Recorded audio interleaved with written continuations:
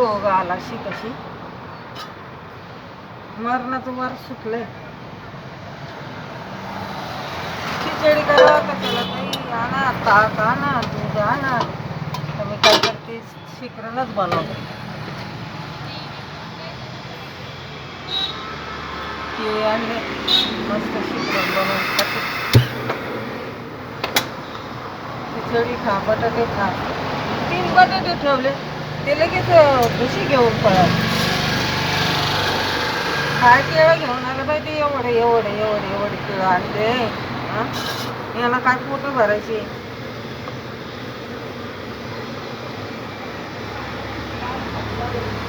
माणसाला खावा तर काय, खिचडी खावा तर पोट दुखत नाही, खावा तर उपाशी मारावं लागत आहे. काल बटाट्याची भाजी बनवली, म्हणलं उद्या बटाट्याचे चिप्स बनव. ते लगेच तिने बी खाऊन घेतली फक्त भुशीनं. अगोदरच खेळली, गिरायकायचा पत्ता नाही, काही नाही. कधी येते गिरायक बी. वर परत थोडं 4 वाजले तर स्वयंपाक बनवते, जाते घरी.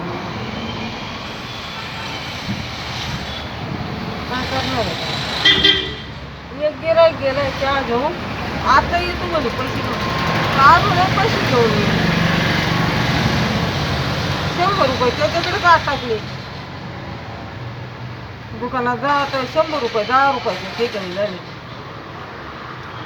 1000 रुपयाचे 100 रुपयाचे ठिकाणी झाले. पैसे आणावं कुठून, नाही तर कुठून. आता हे शिकरणच खावं लागेल, दुसरं काय खाते.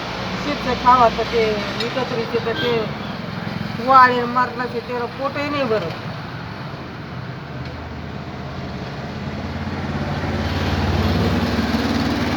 ते दूध खावा तर दूध येण्याचा करते.